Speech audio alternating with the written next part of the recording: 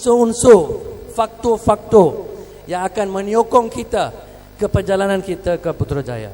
Apa yang kita ada, apa yang kita belum ada. Apa yang kita ada? Kita ada satu gabungan politik yang nampak cukup berwibawa, bernama Pakatan Rakyat. 3 parti.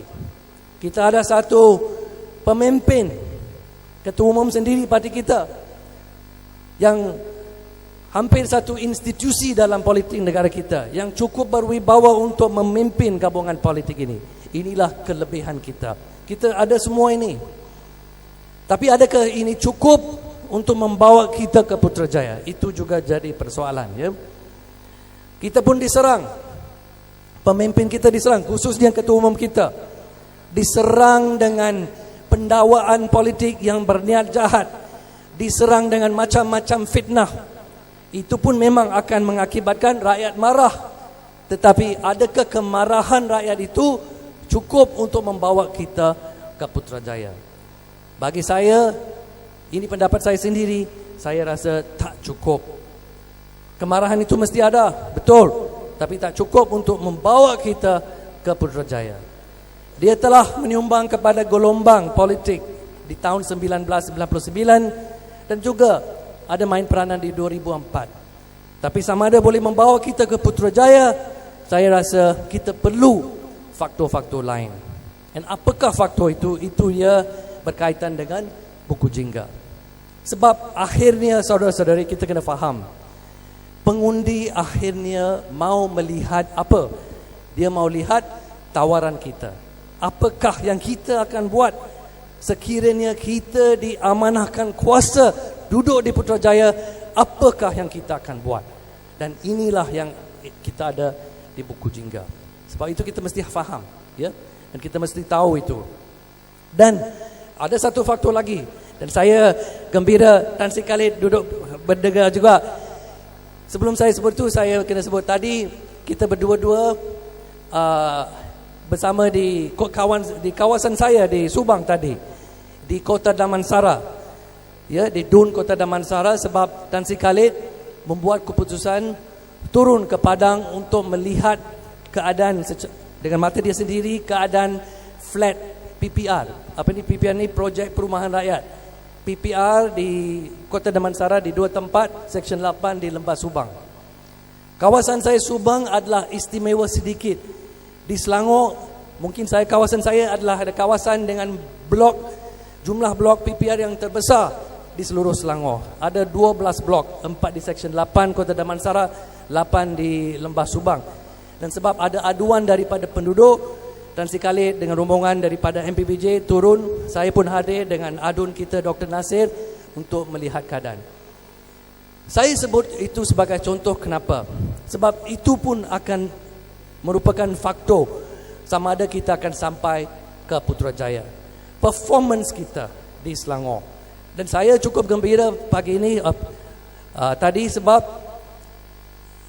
apabila Tan Sri Khalid sendiri turun di kawasan sana dan membawa Dato' Bandar dan beberapa pengarah daripada Majlis Bandaraya Petaling Jaya, penduduk cukup gembira. Sebab mereka melihat komitmen serius daripada Kerajaan Selangor untuk selesai masalah mereka di sana. Dan itulah yang kita mahu. Ini penting. Sebab akhirnya apa rakyat ataupun pengundi akan tanya saya. Mereka akan kata, awak telah janji semua ini, tapi awak adalah pemerintah atau kerajaan di peringkat ke negeri, di Selangor, Pulau Pinang, Kedah dan Kelantan. Apa yang awak buat dalam kerajaan itu? Dan kita ada jawapan. Ini yang saya mau tegaskan. Kita ada jawapan. Dan kita mesti tahu fakta itu juga apabila kita buat kempen. Jadi Tan Sri Khalid akan menerangkan, saya tak mau sebut itu. Tapi yang penting, kita sebagai pemimpin di peringkat wilayah persekutuan mesti tahu fakta-fakta tentang performance Kerajaan Negeri Selangor, Kerajaan Pakatan Rakyat. Kita mesti tahu apa yang dilakukan dalam projek, dalam program MES, merakyatkan ekonomi Selangor. Apa falsafah dia? Apabila Tan Sri Khalid menerangkan, kita turunkan balik kepada rakyat kekayaan dalam negeri Selangor. Dan itu bukan cakap, kita buat. dalam 3 tahun ini kita sudah kembalikan lebih 500 juta ringgit kepada rakyat Selangor. Ini kita sudah buat. Ya. Jadi apabila kita menangkan kepada pengundi di wilayah, kita boleh sebut itu. Ini bukti.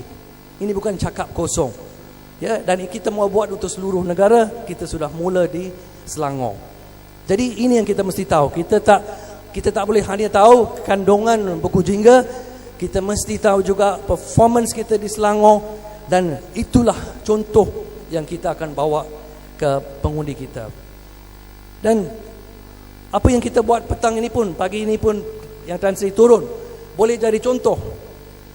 Hari ini dalam lawatan beliau selepas mendengar luahan daripada penduduk, selepas mendengar fakta daripada penerangan daripada MBPJ, beliau sudah set satu time frame. Dia kata dalam 1 bulan dia akan turun balik untuk tengok keadaan. Dalam 3 bulan dia mau semua lift diganti, water pump diganti, pastikan semua okey. Lampu-lampu di kawasan itu diperbaiki supaya kawasan itu jadi selesa dan cerah, dan security mesti tambah supaya semua jalan dengan lancar. Penduduk cukup gembira. Dalam 3 bulan kalau kita siap semua, itu boleh jadi bahan kempen untuk rakan-rakan di wilayah. Sebab you boleh bawa contoh itu kepada kawasan-kawasan PPR di wilayah, dan saya yakin memang ada PPR di sini, bukan? Ada. Gunakan itu. Inilah contoh daripada Selangor, apa yang Selangor sudah buat untuk kawasan PPR. Ya. Baik, saya balik pada buku jingga ini. Saya tak ada masa untuk menerangkan semua. Ya, saya just minta ini mesti dibaca dan dihafal oleh kita semua. Tapi secara ringkas kita mesti faham, ya. Sebab kadang-kadang Barisan Nasional pun cakap, dia demokratik. Apabila kita cakap kita perjuangkan demokrasi, kita kata pendekatan pengurusi ekonomi kita, dia kata dia pun sama, dia pun mau negara kita berkembang, ekonomi berkembang dan sebagainya. Apa beza? Ini kita mesti faham. Jadi bagi saya, saudara-saudari, saya boleh ringkaskan apakah beza dengan buku jingga kita dengan apa mereka buat sekarang. Ya, kita boleh ringkaskan. Bagi saya satu, mereka bukan demokratik lah. Mereka ada undang-undang yang cukup menindas, yang sekat kebebasan, kita tahu, ya. Kita tahu semua itu, saya tak mau menerangkan secara detail. Apa beza dengan kita? Kita menjanjikan demokrasi untuk rakyat kita. Kita janjikan demokrasi. Macam mana kita janjikan demokrasi? Kita terangkan. Sebagai contoh, kita kata kita akan masukkan ISA, kita akan bebaskan media, kita akan kaji semula, rombak semula institusi penting seperti SPRM, polis, peguam negara, kehakiman dan sebagainya. Ini semua kita sudah sebut.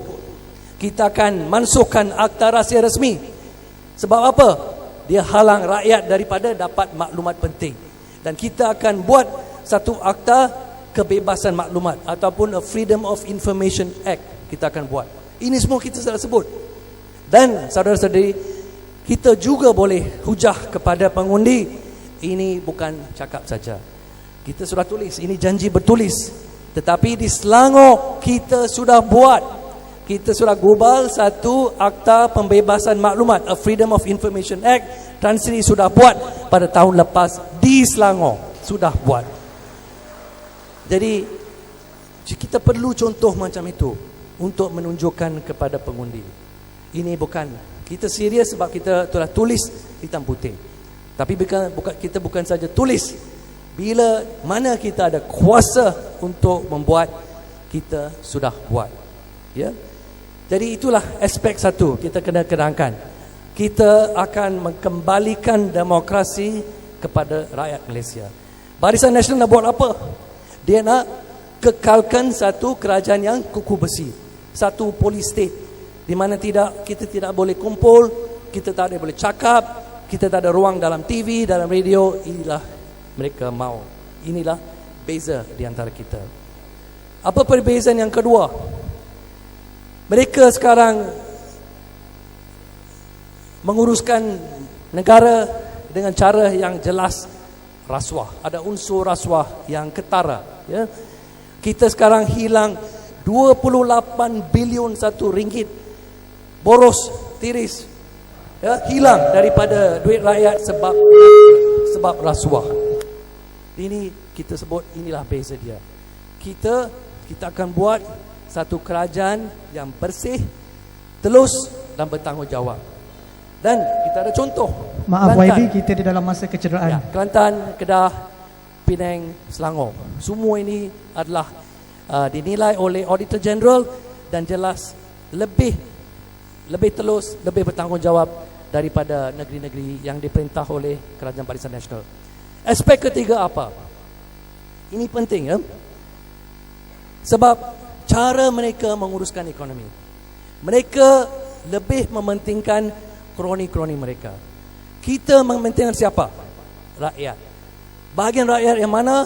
Rakyat yang berpendapatan rendah. The 60% of the lowest half of the 60% of the population yang berpendapatan rendah. Dan inilah pendekatan yang kita guna. Ya, program-program kita, dasar-dasar kita yang kita tulis ini adalah untuk memastikan kekayaan negara kita dikembalikan kepada mereka. Wealth distribution, social justice, inilah beza dia. Baru ini di Parlimen, Barisan Nasional buat belanjawan dan mereka pun terdesak. Mereka lihat belanjawan kita, mereka terpaksa tiru elemen-elemen daripada belanjawan kita. Tapi kita kena faham beza dia, the big difference. Saya bagi satu contoh sebab masa sudah hampir habis, ya. Mereka kata mereka akan beri RM500 kepada siapa? Setiap isi rumah yang berpendapatan RM3,000 yang lebih. Mereka belum jelaskan macam mana mekanisme. Tak apa, kita terima, itu dia mau buat. Mereka kata mereka akan beri RM100 kepada setiap murid peringkat sekolah rendah, menengah sampai universiti. Itu mereka sudah kata. Tapi apa bezanya? So, jadi macam dia nampak macam, oh sekarang dia baru ingat rakyat, dia mau kembalikan duit kepada rakyat. Dia cuba bagi gambaran itu. Tapi kita kena faham apa beza. Beza dia ini, kalau kita baca belanjawan itu, ayat yang disebut oleh Perdana Menteri Najib dalam Parlimen, dia sebut dengan jelas ini semua adalah one off. One off ini sangat penting untuk faham. Bermaksud ini bukan dasar. Ini hari ini saja saya bagi gula sedikit supaya awak gembira, awak akan undi saya dalam PRU yang terdekat. Memang gula-gula. Ini beza. Di sini saudara-saudari, semua program kita yang kita sebut sebagai contoh RM1,000 untuk warga emas, ini bukan one off. Ini bukan gula-gula. Kita buat selepas ambil kerajaan, kita buat sebagai dasar. It's a policy. Dan ini beza dia. Ini kita kena faham dan ini kita kena jelaskan kepada rakyat, kepada pengundi, ya. Jadi saya akhir dengan ulang sekali lagi, ya. Dan saya harap ini kita akan buat dokumen ini yang buku jingga yang lengkap, semua kena ada, semua kena baca. Dokumen yang ringkas, setiap cabang mesti ada dalam pejabat, dalam semua bahasa, supaya bila orang awam masuk, bagi satu. Bila pergi turun padang, pergi pasar, bawa bagi mereka. Ya, pastikan ada bahasa Tamil, ada bahasa Tionghoa, ada bahasa Melayu, semua ada. Ya, bila kita pergi house to house, inilah yang kita mesti bawa. Jadi inilah saya minta, dan dengan ini kita akan beri keyakinan kepada pengundi. Kita bukan saja satu kekuatan politik yang cukup kuat, cukup berwibawa, ada pemimpin, ada struktur lengkap, tapi kita ada satu visi untuk Malaysia, untuk satu masa hadapan yang cerah untuk Malaysia. Boleh kita buat itu? Boleh kita buat?